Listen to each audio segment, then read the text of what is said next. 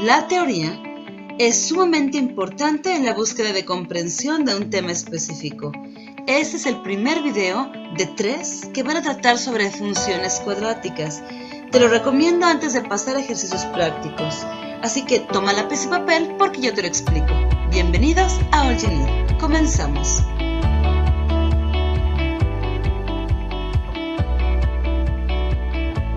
Rápidamente te recuerdo qué es una función y así nos adentraremos en las funciones cuadráticas. Una función es una regla de correspondencia, también llamada como regla de asignación. Esta asocia a los elementos de dos conjuntos diferentes, uno llamado dominio y el otro denominado contradominio. Una función se denota matemáticamente con la siguiente expresión, que dice y es igual a f de x, donde x es la variable independiente, la y es la variable dependiente y la f hace referencia a la función o regla de correspondencia. Además, dentro de la clasificación de las funciones, estas pertenecen a las funciones algebraicas. Veamos las características específicas de estas.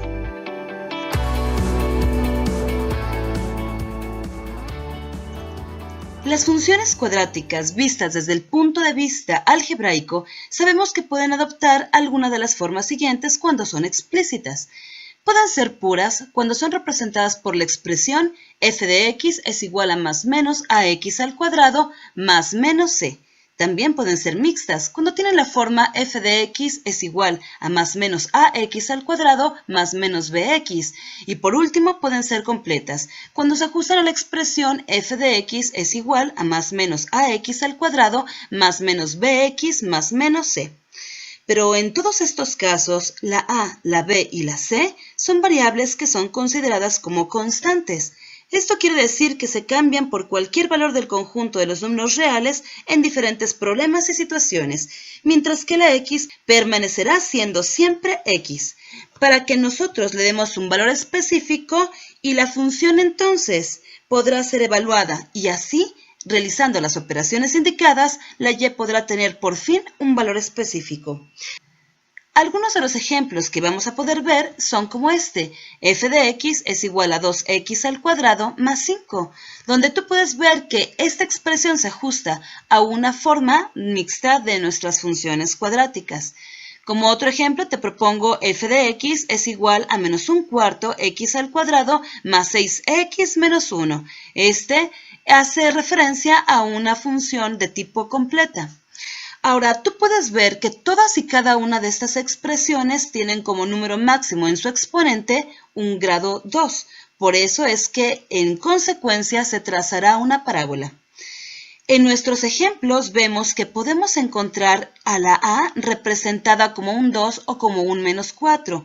Y quiero comentarte que la variable a hace referencia a la abertura que va a tener nuestra parábola.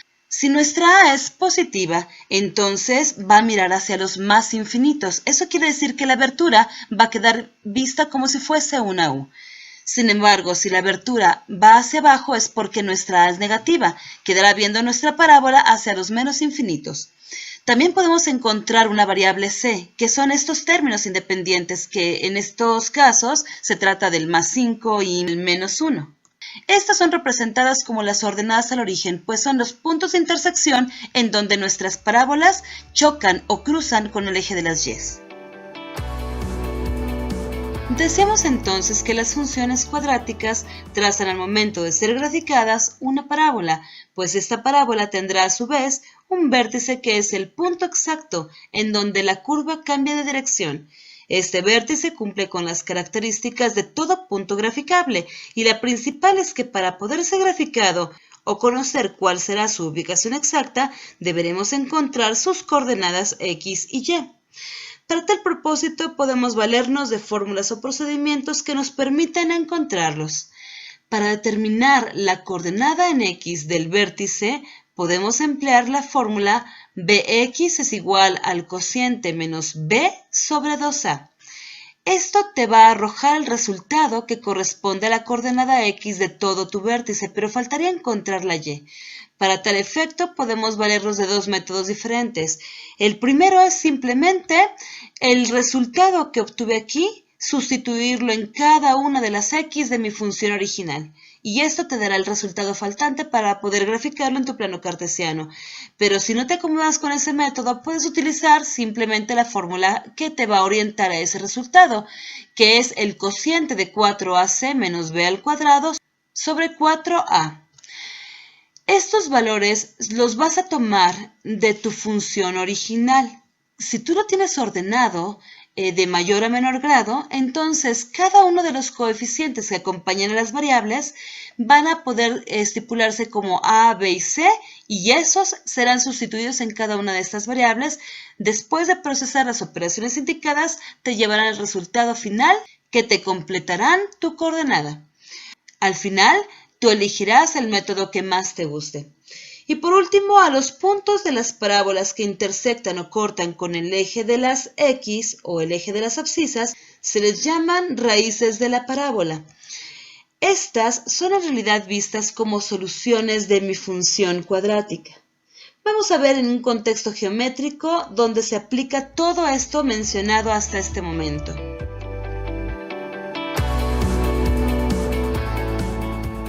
Veamos un enfoque geométrico de lo que es una función cuadrática.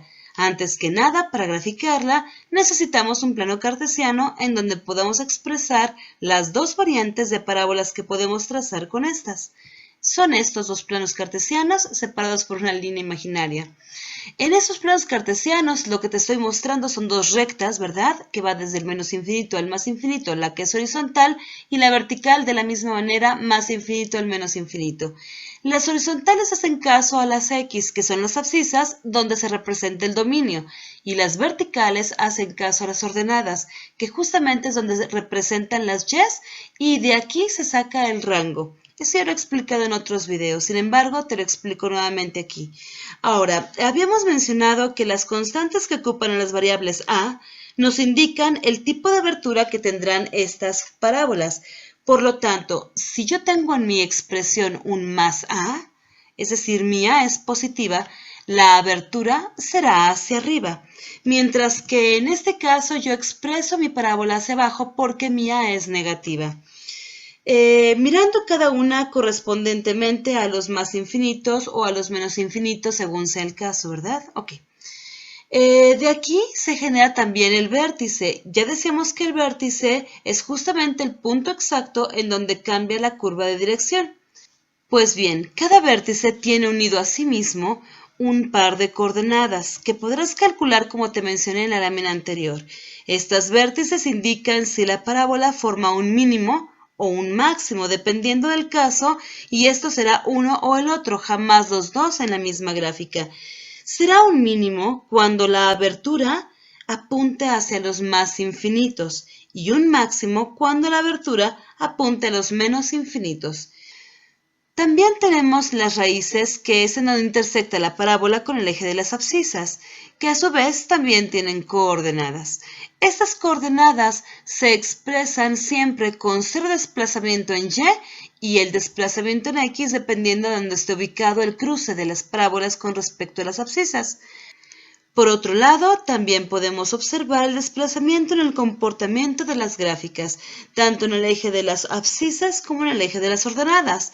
Estos podrán ser representados con cierta connotación matemática de diferentes maneras para expresar el dominio y el rango respectivamente. Para ambos casos, el dominio de la función no cambia, es decir, x pertenece al conjunto de los números reales tanto para abertura para arriba como para abajo, ¿verdad? Mientras que el rango se ve afectado por hacia dónde apunta la abertura de la parábola y hasta dónde llega la curva. Por ejemplo, en el primer caso, nuestro rango está definido por y pertenece al intervalo abierto por la izquierda con más infinito, cerrado por la derecha con la interrogante. Esta interrogante será declarada cuando nosotros encontremos justamente hasta dónde se desplazó sobre el eje de las y. En nuestro segundo caso tenemos, por ejemplo, que ahora, como apunta nuestra parábola hacia los menos infinitos, va a ser abierto por la izquierda con menos infinito y nuestra incógnita cerrado por la derecha, ¿verdad? Eso quiere decir que en este caso será la máxima altura que logró nuestra parábola sobre nuestro plano cartesiano. Con esto terminamos nuestro video. Toma tus apuntes y estudialos para que cuando lleguemos a los ejercicios que son la parte 2 y 3 subsecuentes a este video, puedas entender con toda precisión qué es lo que te estoy diciendo. Cuídate mucho. Chao.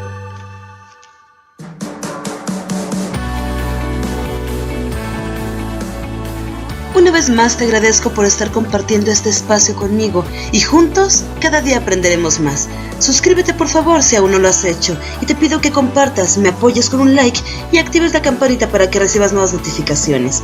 Bendiciones para todos ustedes. Muchas gracias.